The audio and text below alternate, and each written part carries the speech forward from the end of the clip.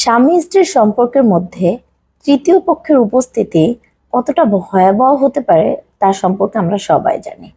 ইদানিং একটা ভিডিও বা একটা লেখা চারিদিকে ছড়িয়ে পড়েছে, সেটা হচ্ছে চালাক মায়ের জন্য মেয়ের সংসার ভাঙে। আসলে কি তাই? মা কি চালাকি করে মেয়ের সংসার ভাঙে? মোটেও না। আমার এটা মনে হয় না কোনো মাই চায় না তার মেয়ের সংসার ভাঙুক।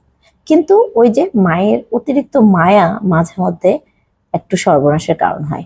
দেখেন, আমার বিয়ের পরে আমি এই একই ভুল কিন্তু বারবার করেছি। আমার হাজবেন্ডের সাথে কিছু হলে আমি আমার মাকে বলতাম, আম্মু এটা হলো সেটা হলো, তোমরা কি দেখে বিয়ে দিলা? তোমরা আরেকটু যাচাই বাছাই করলা না? আমার মা আমাকে কখনো পাত্তা দিত না।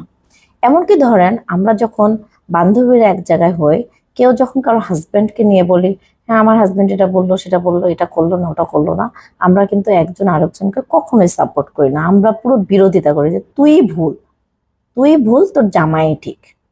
এতে করে কি হয় জানেন? এতে করে আমরা বুঝি যে হ্যাঁ, কিছু ভুল আমরাও করতে পারি।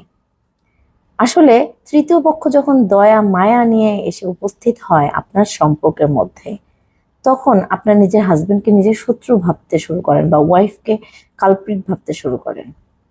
তৃতীয় পক্ষ আসা উচিতই না, সেটা মেয়ের মা হোক, ছেলের মা হোক, বন্ধু বান্ধব, আত্মীয় স্বজন, পাড়া প্রতিবেশী, কলিগ বলুন, কারোই আসা উচিত না। এই তৃতীয় পক্ষ যখন আপনাকে দয়া মায়া দেখাবে, তখন আপনার চোখে আপনার হাজবেন্ড আর ওয়াইফ শত্রু হয়ে যাবে। ভাববেন যে আহা, সে আমাকে সত্যিই অনেক কষ্ট দিচ্ছে। এই যে এই মানুষটা বুঝলো যে আমি অনেক কষ্টে আছি, আমার হাজবেন্ড বা আমার ওয়াইফ আমাকে কষ্ট দিচ্ছে। কিন্তু বিশ্বাস করেন, এই তৃতীয় পক্ষ শুধুমাত্র দুধের মাছি। আপনার সাথে একটা সুসম্পর্ক বজায় রাখার জন্য আপনার তালে তাল মিলাচ্ছে।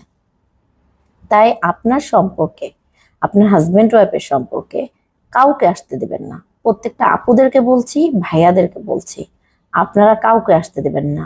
বাবা মা, ভাই বোন, আত্মীয় স্বজন, বন্ধু বান্ধব, কলিগ, কাউকে না। আপনার সিদ্ধান্ত আপনি নেবেন, বুঝে শুনে চলবেন। কোনো সমস্যা হলে দুইজনে মিলে আলোচনা করবেন যে কেন হচ্ছে এরকম, বা কি করলে এরকম সমস্যা আর হবে না। স্বাভাবিকই, ছেলের মা ছেলের ভালো চাবে, মেয়ের মা মেয়ের ভালো চাবে। একটু পক্ষপাতিত্ব তো থাকবেই ভাই, এটা তো স্বাভাবিক। কিন্তু সেটার জন্য কোনো সম্পর্ক ভাঙা উচিত না, বা কারো আসলে এত দূর পর্যন্ত এগোনো উচিত না কারো সম্পর্কের মধ্যে।